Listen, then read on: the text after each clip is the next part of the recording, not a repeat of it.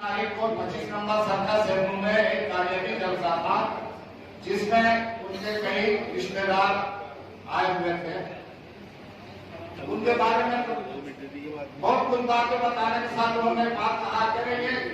ये खालिद इबादुल्लाह वो शख्सियत था कि बचपन में जब ये अपने गांव जैन में एक जगह झारखंड में पड़ता जो वहां थे तो देखा कि खालिद इबादुल्लाह खोला जा रहा था हमारे जगह के नमाजियों के लिए पानी नमाजियों के लिए पानी भर रहे हैं।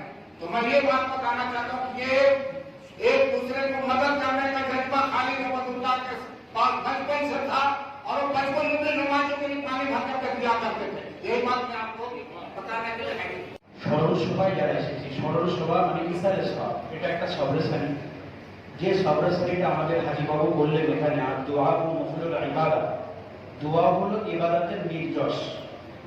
আর তাকদীর লা ইয়ারুদ্দু ইল্লা বিদুয়া। প্রফেট জগৎগুরু বলেছেন যে দুয়ার তাকদীর আমাদের ভাগ্য পরিবর্তন করে দেয়। আমরা বেঁচে আছি, আমরা যে বেঁচে আছি এটা হলো অস্বাভাবিক। বেঁচে আছি এটা হলো অস্বাভাবিক, মরে যাব ওটাই কিন্তু স্বাভাবিক। কেন আমাদের শ্রদ্ধেয় বাবু বলেছিলেন হাজী নুরুল ইসলাম সাহেব যেদিন মঙ্গলবারে মারা যাবেন, ঠিক তার সাথে রাত্রিতে কথা হলো 1টার দিকে বলছেন মারা গেছে।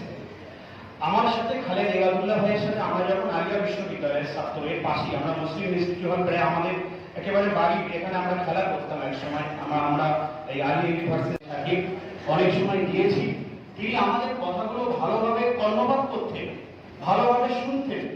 আমরা জানি আমাদের হাজী শেখ নুরুল ইসলাম সাহেব বাবু, আমরা এখানে একদিন অনেশনে বসেছিলাম এই তালতলায় যে মাদ্রাসা ডান সাইডে রাইট সাইডে আমাদের আলিয়া বিশ্ববিদ্যালয়ের প্রথমে এই ক্যাম্পাস ছিল।